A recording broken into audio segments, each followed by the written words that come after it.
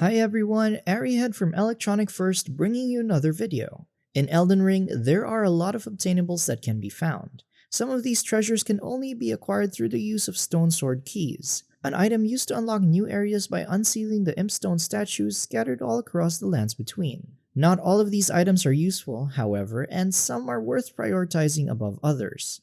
That's why in this video, I'll be covering the 7 best Impstone statues you can unlock in Elden Ring. This won't be a full tutorial for clearing some of the dungeons mentioned in this list, otherwise this guide would easily be 40 minutes long. If you do want in-depth tutorials for some of the difficult dungeons in Elden Ring, please let us know in the comment section below. But before we start, be sure to check out our website. At ElectronicFirst, we give you the best games at the best prices, including Elden Ring. So be sure to stop by. Also, remember to check out our Discord server, where we talk about some of the latest and upcoming games. Number 7. East of the Rampart Tower Statue. One of the most useful weapons in the game is deceptively hiding just east of the Rampart Tower site of Grace, inside a room with just a few enemies in Stormveil Castle. The Misery Cord is an infusible dagger whose main niche lies in its very high crit stat of 140. This can be combined with poise-breaking attacks to take full advantage of Misery Cord's insanely strong critical strike. It's especially popular in PvP, where Golden Retaliation is often used to poise break and set up massive damage. Also, it has more range than most daggers in the game, making it a versatile offhand weapon for virtually all builds. Its requirements are also extremely low, as you will only need 7 strength and 12 dexterity to use this weapon. Overall, the Misery Cord is a must-have for your arsenal and one that shouldn't be slept on. With its low weight of 2, there's little opportunity cost in using it regularly. Number 6. Fringefolk Hero's Grave. Even though accessing this area may require 2 Stonesword keys, the rewards for clearing it are definitely worthwhile. This is especially significant because it is the first stone statue you come across in your journey, situated in the Stranded Graveyard.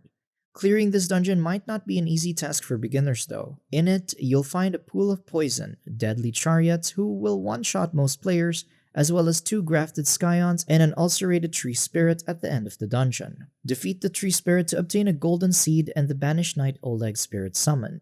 This dual greatsword wielding Banished Knight summon is often regarded to be among the best summons in the game for his incredible tankiness, poise breaking ability, and damage. But that's not all. The Erdtree's Favor, a talisman that raises max HP, stamina, and equip load, can also be found in a secret area beneath the bridge at the beginning. A Stonesword key can also be found, which effectively refunds the 2 Stonesword keys you used to get here. Again, this place gives you a golden seed, a top tier summon, and a useful, albeit outclassed talisman later game. Number 5. Auriza's Hero's Grave. This is yet another hero's grave with useful rewards. However, unlike the other hero's grave, only 1 stone key is required to enter it. Inside, you'll also find chariot devices, and it's also way more challenging in its layout.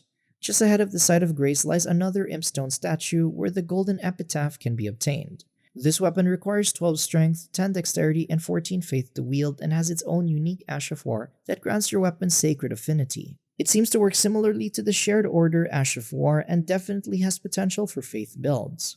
You can also find the Crucible Feather Talisman underneath the chariot halls by dropping down through the opening. Explore the area until you find a small room guarded by an omen. The talisman can be found on a corpse behind the omen. Its effect is questionable though, giving your dodge rolls about 6 more iframes at the cost of receiving 20% more damage. What makes this even more questionable is that you could just use the Quick Step or Bloodhound Step to easily evade most attacks at the cost of a meager amount of FP.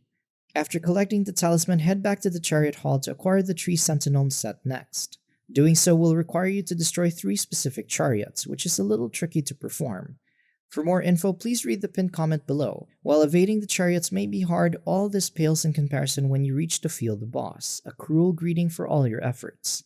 If you fought Crucible Knights before and found them challenging, then boy will you enjoy this one, because you'll not be fighting 1 but 2 of them simultaneously, specifically the spear-wielding Crucible Knight and Crucible Knight Ordovis, who uses a greatsword. Without a strong build, winning this fight may prove to be a challenge, especially if you don't have a strong summon like the Mimic Tear. Should you die though, From Software had the uncharacteristic decency to place a Stake of Marika just outside of the boss chamber, so you can die as many times as you need until you find the right strategy. Personally, I used various spells to swiftly kill them. After a painful fight, you are rewarded with the entire Crucible Axe set and Ordovis' great sword. Ordovis's greatsword requires 25 strength, 13 dexterity, and 15 faith. This is quite decent for a faith scaling weapon, but its Ash of War is a little laggy and has a high FP cost. If you like the whole Crucible Knight aesthetic though, then you'd benefit much from acquiring this set. It also comes with better absorption than most armor sets around, making this awesome armor as functional as it is flashy. Number 4. The Cavern in Summonwater Village. Within Summonwater Village lies an underground cavern requiring one Stonesword key to unlock. The area is filled with turtles inside. Don't be alarmed with the dog ahead messages surrounding the area, as these dogs are peaceful and do not attack the player. The deceptively useful green turtle talisman lies just ahead past these turtles. This talisman offers an increase in stamina regeneration speed by 20%, which is a godsend for all playstyles alike. It's also a popular option in PvP for aggressive players utilizing the Bloodhound step. Considering how easy it is to get, acquiring the Green Dog Talisman is really a no-brainer. Number 3. The southern lower levels of Elphael, Brace of the Haligtree. The Brace of the Haligtree is one of the endgame areas in Elden Ring, so it is of course wrought with many treasures.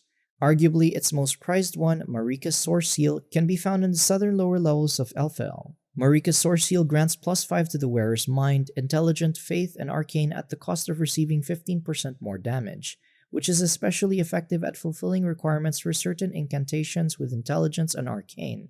While it may not be as universally applicable as Radagon's Source Seal, Marika's Source Seal is still a godsend for most casters out there. Number 2. Near the Rampant Tower Site of Grace. You can find the sealed area by teleporting to the Rampant Tower Site of Grace and heading out the door to the roof below. On the left side of the roof, there will be 2 separate areas you can drop down to. Drop down to the one without stairs on it, and drop down again, then go down the steps and you'll find the sealed area guarded by some rats. Inside, you will find the Godskin Prayer Book and Godslayer's Seal. The Godskin Prayer Book gives you access to the Black Flame and Black Flame Blade incantations. Black Flame has a unique property in that it also deals a fixed amount of damage based on a percentage of the enemy's HP. As you'd expect, they work especially well against bosses. You'll only really like the Black Flame, which has a decent frame data and is a viable incantation for endgame. In contrast, the Black Flame Blade, which infuses your weapon with black flames, offers little benefit with its paltry 6-second duration and laggy setup animation. Although the real prize may be the Godslayer's Seal, a sacred seal that buffs the damage of Godskin incantations by 10%. Keep in mind that this increase only applies to the actual incantation's damage and does not affect the fixed damage from the many Black Flame incantations. Still, if you're looking to deal tons of damage with a Faith build, then you may as well try Black Flame incantations out, which works well in endgame and especially well in New Game Plus. Number 1. A room east of the Night's Sacred Ground. Just east of the Night's Sacred Ground lies potentially the strongest summon in the game. By now, the Mimic tier is well known to be an extremely overpowered summon, and even after the recent nerf, it's still a contender for the best spirit summon in the game. Unlike other summons, the Mimic tier uses a chunk of your HP on cast, rather than FP. What spawns is a copy of yourself, utilizing the same armor, weapons, spells, incantations, and even consumables. Now, making full use of this summon is the challenge. After all, even though the Mimic tier is essentially a copy of the player, they are controlled by an AI and will fight differently from you. Utilizing the right set is essential for making the most of your Mimic tier. If you'd like to trivialize much of the game's boss fights, then the Mimic tier is an almost must-have for improving your survivability and damage output.